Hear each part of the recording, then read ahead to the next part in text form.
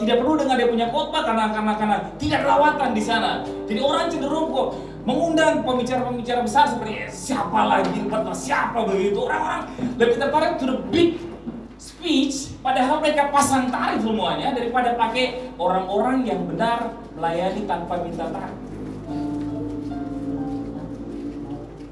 Saya sudah sering bilang ini.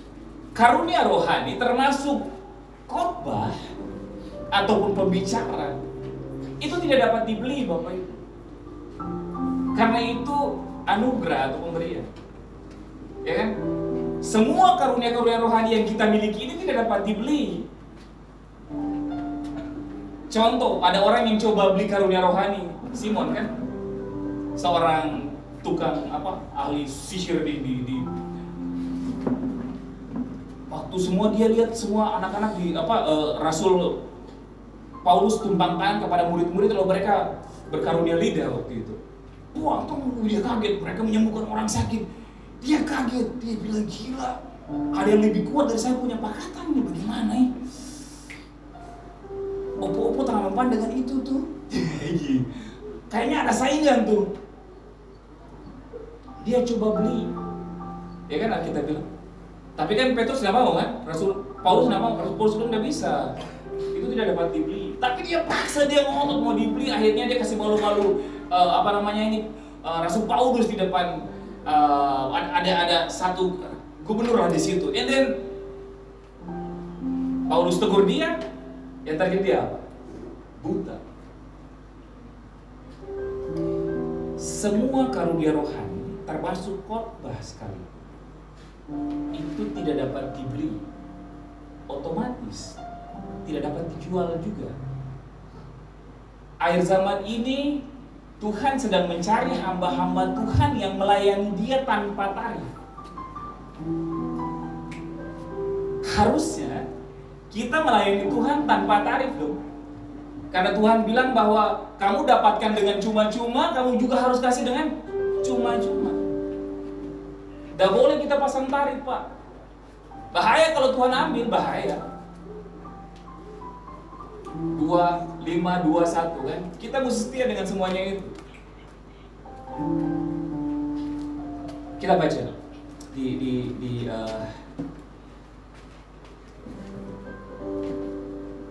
kitab Matius pasal yang ke-13 ayat yang ke-53 hingga ayat yang ke-58.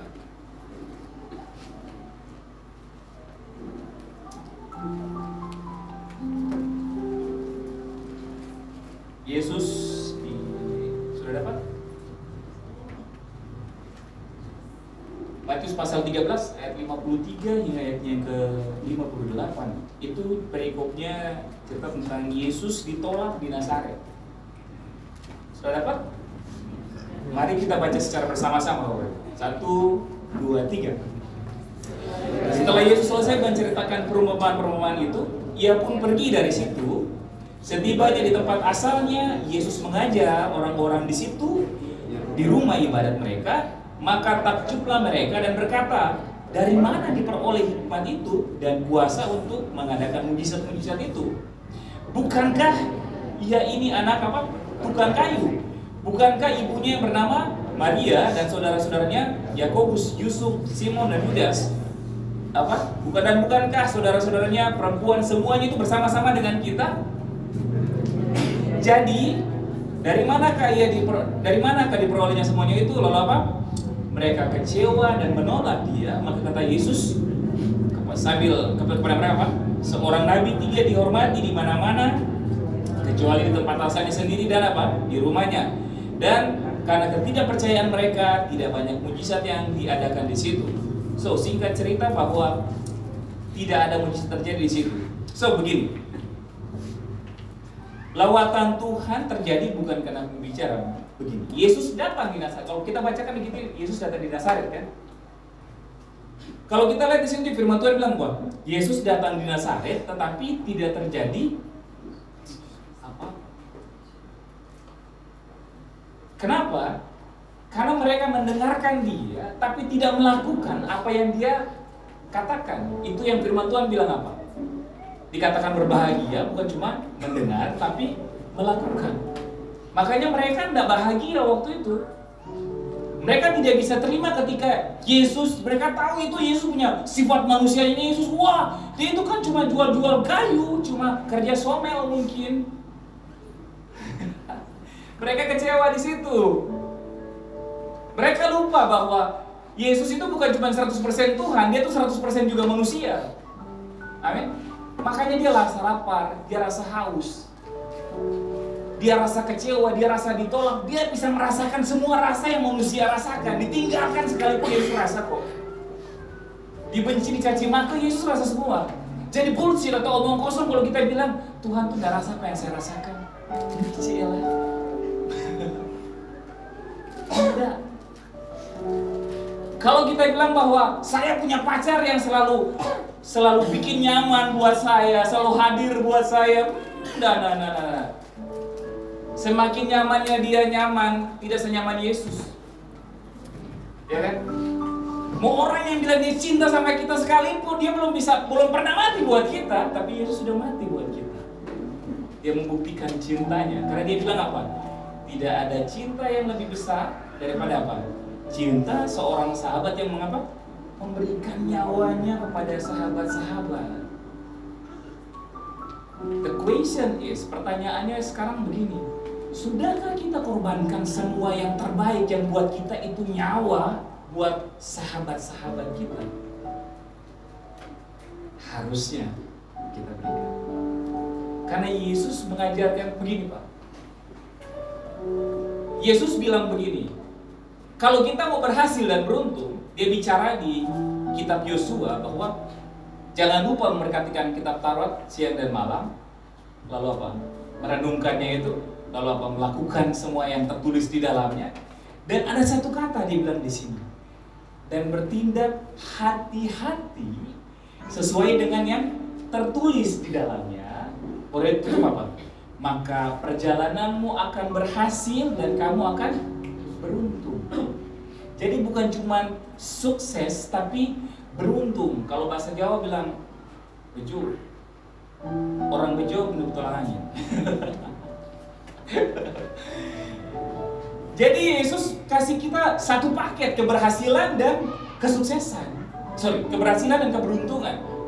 Ada orang yang berhasil di bisnisnya tapi tidak beruntung dalam keluarganya. Ada orang yang berhasil dalam pendidikannya tapi tidak beruntung dalam hubungannya. Ada orang yang berhasil di dalam dia punya pengembalaan tapi tidak berhasil dalam pekerjaan. Tapi Yesus janji kasih semua satu paket itu kalau kita bertindak hati-hati sesuai dengan yang tertulis. Tuhan kasih firman, tapi bicara hati-hati. Tuhan tidak main di situ. Itu keputusan kita pribadi. Kalau suruh jaga satu negara ini, polisi capek Pak, jaga siang malam. Makanya dikasih apa? Rambu-rambu lalu lintas kan?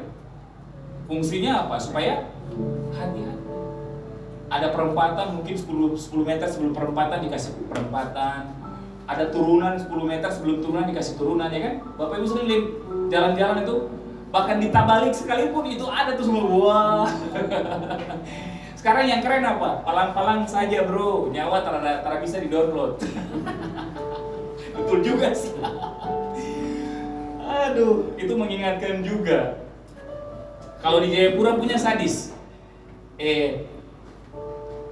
Jatuh di aspal tidak seindah jatuh cinta bro. Jadi pelan-pelan saja pacar. Dia bilang begitu.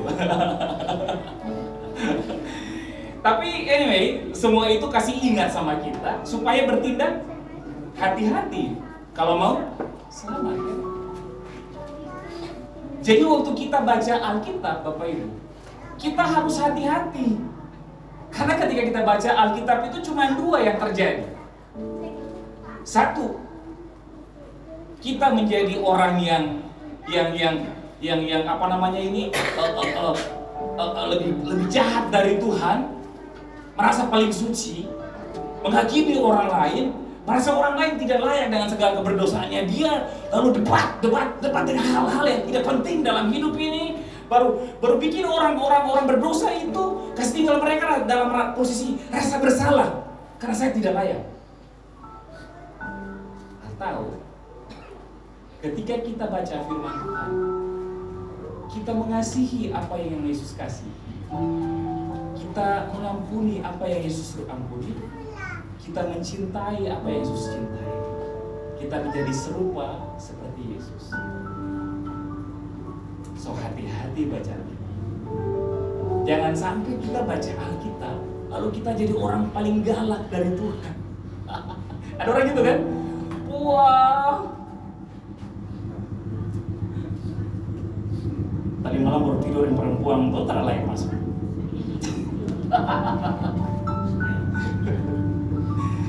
Aduh, segala sesuatu yang mengintimidasi itu bukan datang dari Tuhan, Bapak Ibu.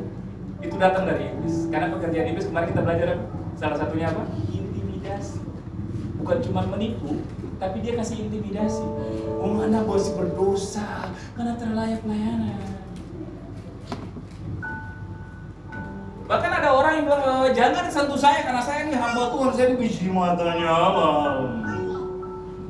Biji matanya Allah, biji mata. Akhirnya orang sudah tidak berpikir bahwa saya kalau biji matanya Allah cuma di sana saja, dan saya ini cuma tai mata mungkin. Karena biji mata sudah di sana, saya apalah ini kan? Jadi mereka berpikir begini, kemarin saya baru dengar potas. ada. Dia bilang begini, bahwa berkat itu datang dari Tuhan, lalu ke hamba Tuhan, baru ke jemaat. Wow. Jangan sentuh saya karena saya biji matanya Allah. Hati-hati.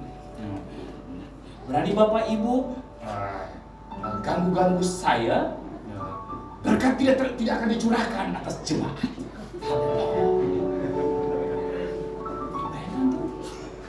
Itu kalau Yesus berdiri sebelah, woi. Pak, zaman perjanjian lama dan perjanjian baru karakteristik Allah itu berbeda. Kalau perjanjian lama, Tuhan hanya berbicara kepada satu orang nabi, ya kan? Kalau Tuhan bicara kepada Yesaya, cuma Yesaya Tuhan bicara.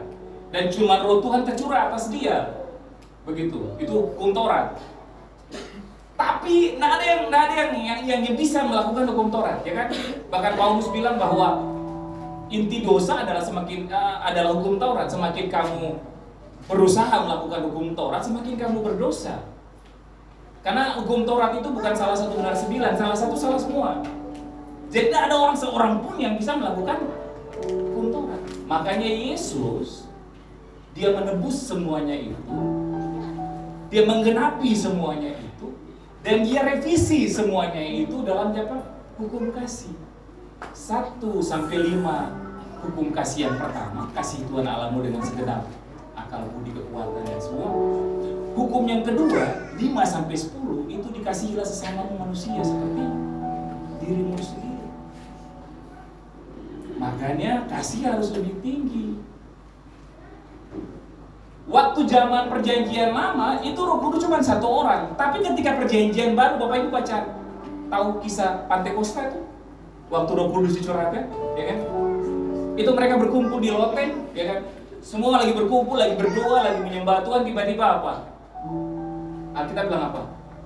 Roh Kudus tercurah, bentuknya dari api kan waktu itu. Ke atas apa? Satu orang atau semua manusia? Zaman dulu Tuhan tidak bekerja mungkin buat semua manusia, tapi zaman sekarang Tuhan pakai manusia untuk bikin mujizat besar. Tuhan akan selalu melibatkan manusia. Jadi zaman perjanjian baru, Pak, itu Roh Kudus sudah dicurahkan atas kita semua. Berkat itu sudah langsung dicurahkan atas kita semua. Berkat tidak lewat pendeta.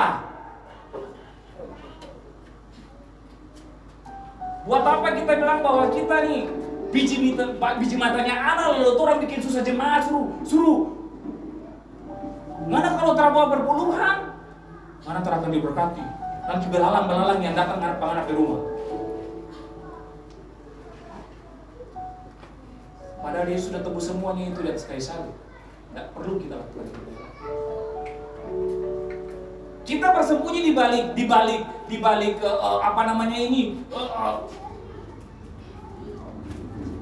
Saya bilang topeng lah begitu. Biji miliknya Tuhan, tapi bau utang kiri kanan antara bayar-bayar.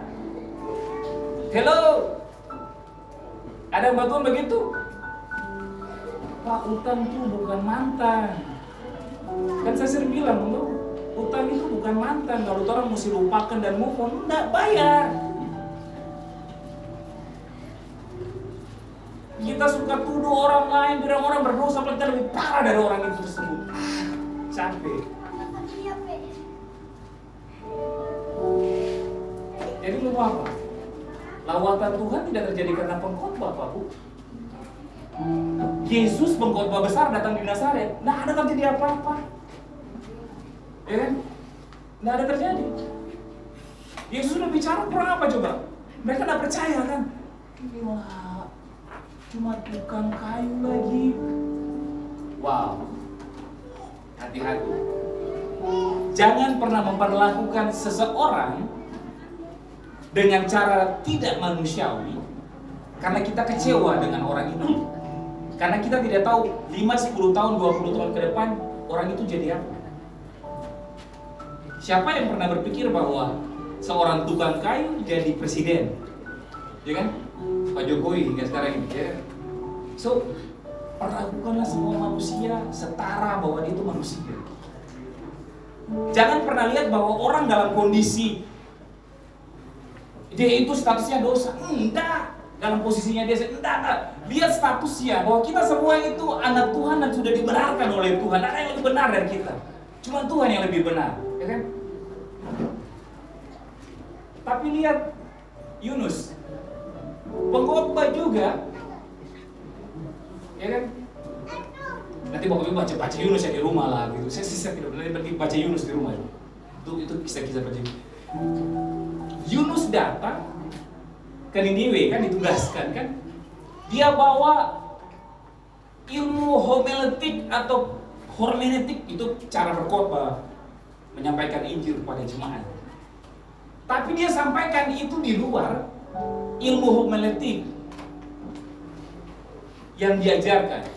Kita tahu bahwa setiap Injil yang disampaikan, setiap berita yang disampaikan, setiap pesan Tuhan yang disampaikan, tujuannya satu, supaya orang yang disampaikan itu kan bertobat kan, mereka diselamatkan.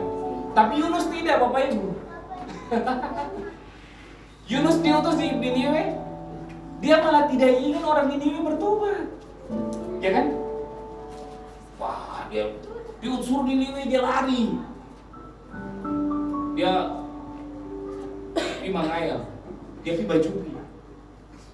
Jadi kalau Tuhan lagi suruh penginjilan, jangan baju Bapak Ibu. Hati-hati. Jangan sampai sementara di situ baru ikan besar tangkal lagi hilang, tiba-tiba sudah hilang. Untung dia dimuntahkan. Kalau dia tidak dimuntahkan, untung Yunus cepat bertobat. Kalau dia tidak bertobat, berarti dia tidak dikasih keluar lewat mulut, jadi kasih keluar lewat belakang. Sudah sudah tercampur dengan yang lain-lain itu. Jadi pupuk sudah itu. Tapi Yunus bertobat di dalam perut itu. Sampai dia bilang apa? Di dalam dunia orang mati, aku berseru kepadamu. Dan engkau apa? Menjawab aku. Makanya saya suka Mazmur bilang begini, apa sih yang bisa menjauhkan kita dari kasih Tuhan? Entah pedang, kelaparan, maut, apa sih yang bisa menjauhkan kita dari kasih Kristus? Tidak ada. Kata Raja, tidak ada. Saking kita berharga, dia mati buat kita supaya kita diselamatkan. Yunus dimuntahkan, Yunus utus ke sana. Yunus diutus pun dia sampai di sana tuh dia pikir supaya orang Niniwe ini tidak diselamatkan. Dia datang ke orang Niniwe, woi, bos, mau nih kalau tara mau bertobat, toh nanti 1 minggu nih dia lihat sudah. Kalau tara banjir bandang, banjir dari Iwip sana ke, pokoknya nanti banjir bagai Pak Uni sudah. Yang terjadi apa? Orang Niniwe bertobat kan? Bahkan Alkitab bilang apa? Dari binatang sampai manusia, mereka puasa, Pak. Mereka berbalik dari jalan-jalan yang jahat itu. Tapi Yunus kecewa karena pertobatan mereka. Bayangkan. Oh, aneh kan? Yunus marah sama Tuhan. Masa saya harap para orang mati, Tuhan selamatkan mereka. Yunus marah aja sama Tuhan.